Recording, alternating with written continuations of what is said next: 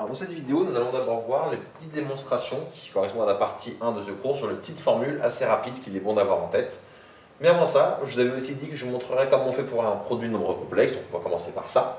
Donc pour faire le produit du complexe 1 plus i facteur de moins 2 plus 3i, en fait il suffit de développer comme vous le feriez naturellement avec des réels. Donc ça va donner 1 fois moins 2, ça va donner moins 2.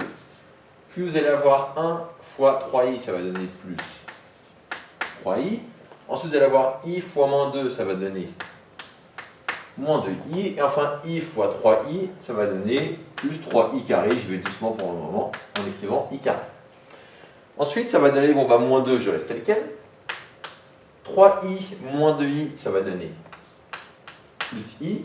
Et 3i carré, en fait, i carré, ça vaut moins 1. C'est ça, donc le nombre complexe, on a posé i tel que i carré égale moins 1. Donc 3i carré, ça fait 3 fois moins 1, ce qui donne donc moins 3. Et au final, vous trouvez donc moins 5 plus i. D'accord? Donc pour faire un produit de complexe, c'est vraiment naturellement, vous développez terme à terme et vous n'oubliez pas que i au carré, ça vaut moins 1. Et du coup, vous trouvez cette chose-là. Quand vous êtes à l'aise, vous pouvez le faire un peu plus rapidement de tête, mais au départ, posez bien comme ça. Et en télé, je vous expliquerai comment aller plus vite de tête quand on est un peu plus à l'aise. Donc maintenant, les démonstrations des petites formules qu'on va utiliser en pratique. Je prends un complexe z écrit sous forme algébrique, a plus ib, et premièrement, je vais voir ce que ça me donne si je calcule z fois son conjugué z bar. Alors z, ça vaut a plus ib, on vient de l'écrire. Et le conjugué z bar, je vous rappelle comment ça fonctionne. Pour avoir le conjugué, je prends l'opposé de la partie imaginaire, c'est-à-dire mon a plus ib, va devenir a moins ib. Pour calculer ceci, vous pouvez soit développer terme à terme, faites-le si vous le souhaitez, ou bien reconnaître que c'est la forme a plus b facteur de a moins b.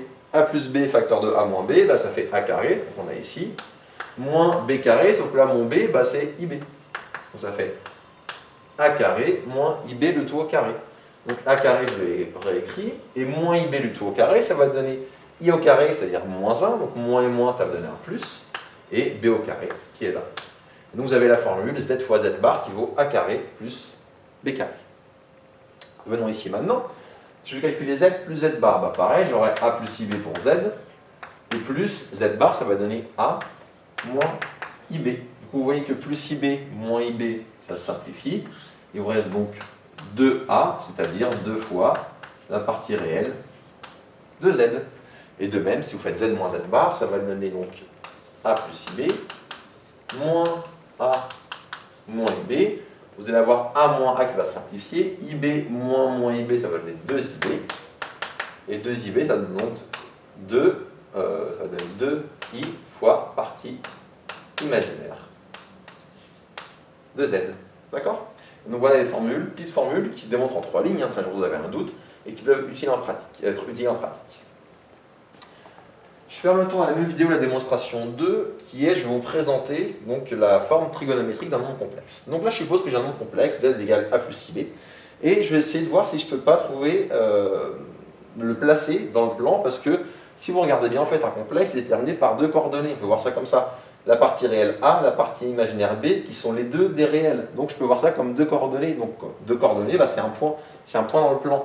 Du coup, mon complexe z égale a plus ib, je vais pouvoir le représenter dans le plan par le point de mz. Donc on dira que z est d'affixe mz, mz est d'affixe z, et qui aura donc en abscisse A un ordonnée B.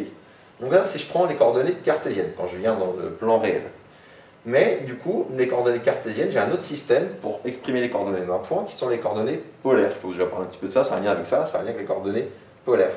Et du coup, qu'est-ce que ça va donner? En fait, l'idée, c'est au lieu de dire que je suis au niveau de A dans l'axe des abscisses et de B dans l'axe des ordonnées, je vais plutôt me poser 2 questions. La première question, ça va être quelle est la distance de mon point N à mon origine? Donc je vais tracer ici le segment ONZ.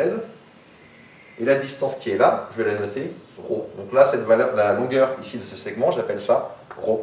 Et la deuxième question que je vais me poser, c'est ok, donc là je sais à quelle distance je suis de l'origine, mais la question c'est où je vais être. Est-ce que je vais être là, ou là, ou là, ou là, ou là? Une fois que j'ai ma distance, pour placer mon point, il faut juste que je sache l'angle ici entre l'axe des abscisses et le vecteur OMZ. Cet angle, je l'appelle θ.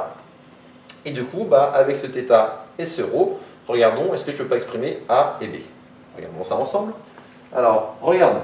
Ici, je vois que j'ai un triangle rectangle ici, d'accord, à cet endroit-là. Donc, comme j'ai un triangle rectangle, je peux utiliser les formules de trigonométrie. Moi aussi, ce qui m'intéresse, c'est de voir quelque chose où il y a ρ et où il y a A. Et je me demande θ ici. En fait, j'observe que du coup, si je calcule le cosinus de θ, je vous rappelle les formules que vous avez apprises dès le collège pour le coup du cosinus. Cosinus de θ, c'est quoi? Ça va être le côté adjacent sur l'hypoténuse. Ça va donc donner A sur ρ. Et donc si vous réécrivez ça autrement, ça vous donne donc A qui vaut ρ cosinus θ. Si je fais la même chose maintenant dans ce triangle-là, qui est également rectangle ici, non pardon, pas dans ce triangle-là, toujours le même, excusez-moi. Si ce coup-ci, au lieu de considérer le cosinus de θ, je vais considérer le sinus de θ. Sinus de θ, ça va donner, donc regardons, le sinus de θ, ça va être le côté opposé sur l'hypoténuse. Alors l'hypoténuse, c'est ρ, et le côté opposé, c'est la longueur qui est là. Mais la longueur qui est là, c'est la même que celle-ci. Donc en gros, de 0 à b, la longueur c'est b. Donc, je vais obtenir b sur ρ. Et donc ça va me donner b qui vaut ρ sinus θ. Donc voilà les formules, le lien entre AB et puis ρθ. Et grâce à ça, mon z qui vaut A plus IB, je peux donc l'écrire sous la forme A, je remplace par ρ cosinus θ, ρ cosinus θ, et B, je le remplace par ρ sinus θ, et je n'oublie pas que c'est A plus IB, et donc ici j'ai mon I. Ce qui fait que je peux factoriser par ρ, et ça fait ρ facteur de cosinus θ plus I sinus θ. Et ça, c'est ce qu'on appelle la forme trigonométrique de mon nom complexe, z égale A plus IB.